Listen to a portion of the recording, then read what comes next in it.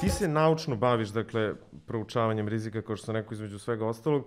Za tebe ova pandemija ne bi trebalo da je, kako da kažem, preveliko iznenađenje. Ona jeste svakako šokantna zbog toga što prisustvujemo i uživo vidimo posledice ove pandemije, ali tvoja nekako i naučna opredeljenje jeste da se i što istorijski, dakle, baviš svim sličnim pojavama kao što je bila pandemija, a što ti mi da anticipiraš šta je sve moguće da se desi. Šta je za tebe zapravo ovako iz tog nekog naučnog ugla najveće iznenađenje u vezu sa COVID pandemijom? Pa u izvesnom smislu reči najveće iznenađenje jeste što predviđanja koja su ukazivala na nju nisu shvaćena dovoljno ozbiljno. To je verovatno najznačajnije što u krugovima donosilaca odluka u najširem smislu te reči nešto na što su naučnici i istraživači ukazivali već dobar niz godina. Dakle, u najmanju ruku negde od početka milenijuma i od početka ovih respiratornih prethodnih virusa kao što su SARS i MERS, dakle, a u nekakvom širem kontekstu i znatno ranije, a to je da je savremeni način života, jednostavno savremeni transport, logistika, ljudski životni stil, strahovito pogodan za širenje potencijalnih respiratornih patogena. I to je jednostavno jedan opšti zaključak. Sad, ako hoćemo konkretne zaključke, onda možemo da pogledamo na primer, postoje o tome zaista milion radova i ogromna količina dokumenata koji su jako dobro pokazuju da su ljudi uzimali to ozbiljno. Evo, ja ću navesti samo kao jedan primer koji možemo da vidimo vrlo plastično i jasno. Svetski ekonomski forum, to je ovaj World Economic Forum, Davoski forum, dakle, svake godine u svojim izveštajima objavljuje redovni izveštaj o globalnim rizicima, o pretnjama. Imaju dijagram koji se zove risk landscape, odnosno pejzaž rizika, ajde tako da ga prevedemo, gde se na jednoj osi nalaze mogući uticaj, odnosno efekti koje odgovarajuća pojava i fenomen mogu imati po ljudsko društvo ukoliko dođe do negativnog ishoda. Na drugoj osi je verovatnoća da do takvog ishoda dođe i kad tu poređate razne stvari, onda prilično jasno vidite da je širenje zaraznih bolesti jedna od pojava sa apsolutno najvećim impaktom, odnosno apsolutno najvećim uticajem koji bi ostvarila na ljudska društva na celoj planeti. To možda nije najverovatnija stvar. Zašto? Zato što se pejzaž rizika analizira za zadatu godinu i on u nekom smislu reči to nije verovatnoća u pravom smislu reči, nego gustina verovatnoće. Sad ljudi koji malo bolje razumeju matematiku shvatit će u čemu je razlika. Znači vi možete da kažete kolika je verovatnoća nekog fenomena unutar vremenskog perioda. Taj vremenski period je nešto što je zadano samim fenomenom. To nije nešto što su zadali proučavaoci. To nije najmanje nešto što su zadali političari trajanjem njihovog mandata. A mi danas vidimo da ogromna neodgovornost koja postoji u celom svetu u krugovima donosilaca odluka je najvećim delom uslovljeno time što je se neodgovornost manifestovala u tome da apsolutno niko te upozorenja o velikim rizicima ne shvata, rezonujući da je verovatnoća da baš unutar njihovog mandata dođe do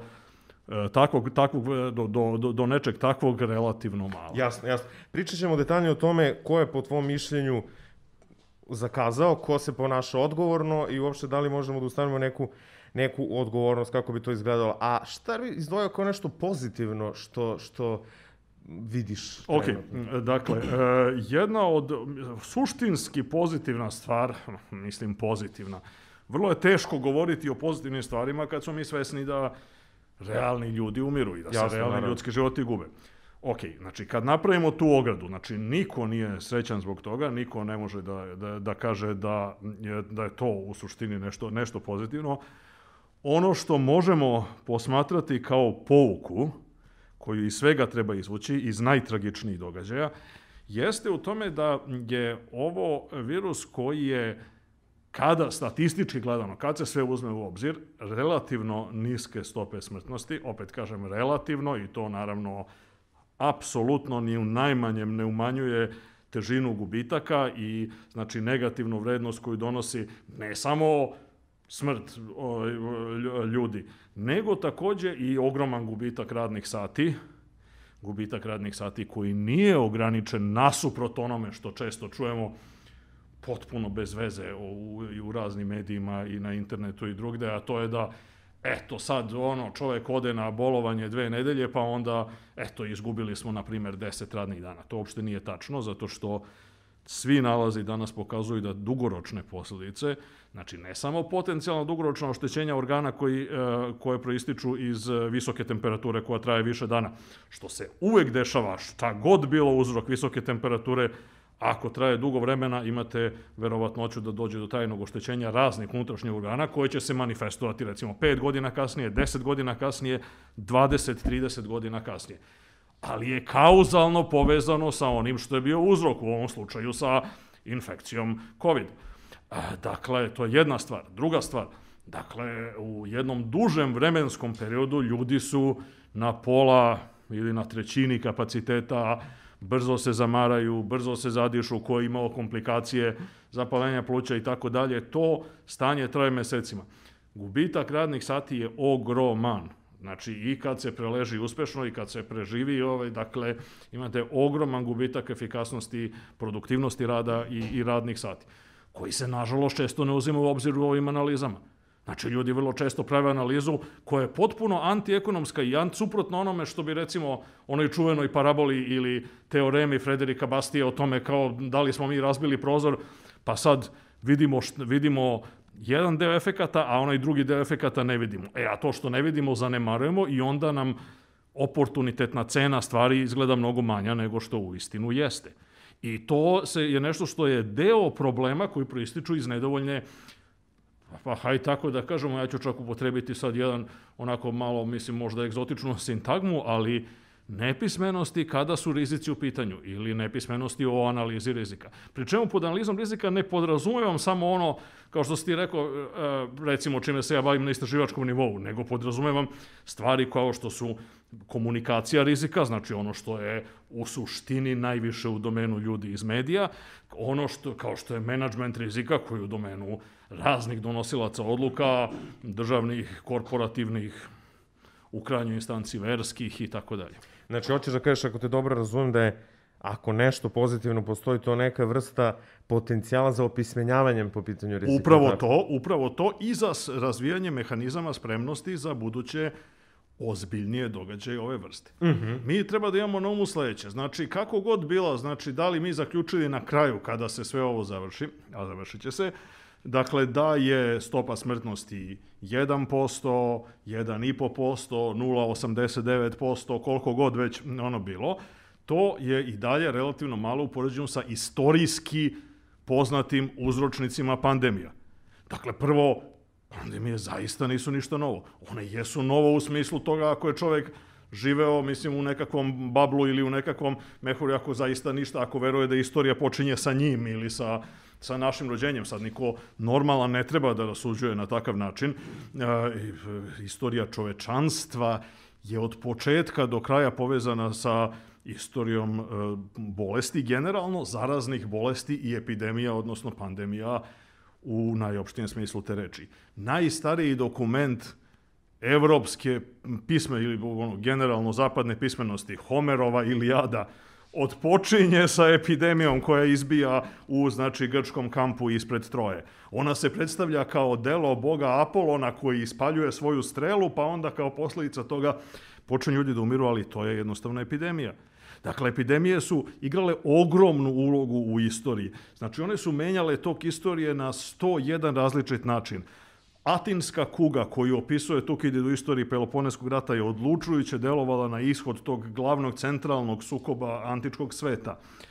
Justinijanova kuga koja se pojavila u doba propasti, neposredno nakon propasti Zapadnog rimskog carstva, je strahovito uticala na depopulaciju Mediterana i Bliskog istoka i Srednjeg istoka. Znači, imala je ogroman uticaj na istorijska zbivanja. Naravno, crna smrt u 14. veku, to ne moram ni da pominjem, to su, znači, od nje su umirali kraljevi i pape, dakle, krstaški pohod je bio prekinut, dakle, gomila drugih, 100-godišnji rat između Engleske i Francuske je bio na neki način suspendovan kao posljedica izbijanja kuge.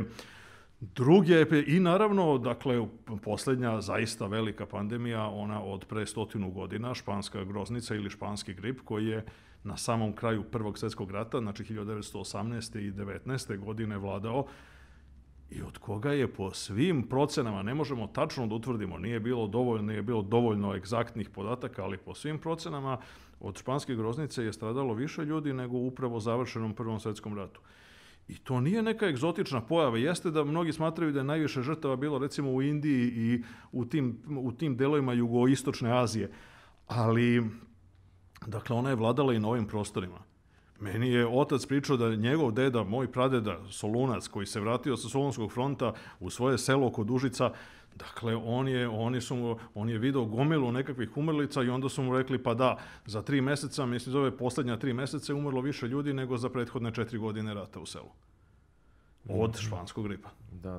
Dakle, to je bila stvar koja je odlučivala o životu i smrti tokom najvećeg dela ljudske istorije.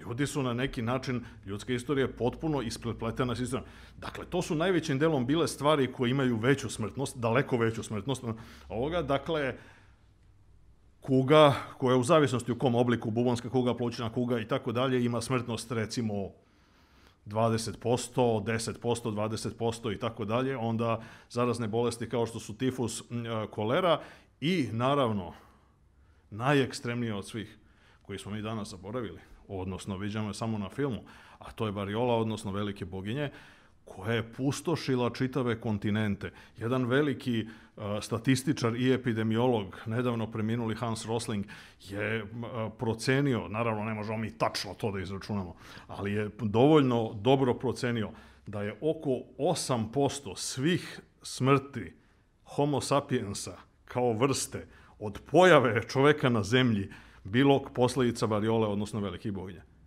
Variola generalno ima smrtnost oko 30%, i to je to je znači sasvim dovoljno da ona potpuno upropasti organizovani oblik života. Znači vi ne možete, čitave civilizacije su nestajale, mi ne znamo tačno naravno, ali pretpostavlja se kao posljedica epidemije variole.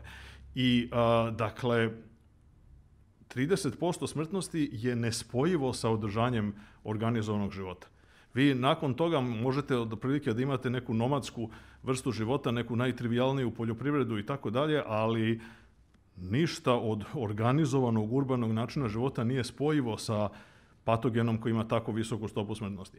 Shodno tome, dakle, to što smo mi zaboravili, što je uspehom vakcinacije variola potpuno potisnuta, ona je inače bila glavni inspiracija Edwardu Jenneru i drugim pionirima vakcinacije da u 18. veku otpočnu sa tim procesom, mada je bilo nekih ideja i znatno ranije u srednjem veku, u staroj Kini i tako dalje, su postojale ideje o vakcinaciji upravo motivisane strahovitim pomorima koje je izazivala variola. Jedan od poslednjih incidenata, onaj o kome je Goran Marković snimio slavni film Variola Vera, dakle, se desio u Beogradu i tom prilikom smo mi, pored prilično ozbiljne i solidne reakcije, znači tadašnjih i medicinskih stručnjaka i političkih vlasti, treba to otvoreno reći, koja je apsolutno relativno brzo ograničila i zatvorila sve puteve daljeg širenja toga. To je takođe bio jedan vrlo srećan sticaj okolnosti što nije bilo više žrtava. Dakle, ima čitav niz, mislim, i to se baš, recimo, doktor Zoran Radovanović koji je napisao knjigu o tome, koju preporučujem svakako slušalcima i gledalcima u izdanju Helixa, znači on lepo opisuje kako zapravo, mislim, variola ima jednu vrstu vrlo slučajnog i random i nepredvidljivog ponašanja.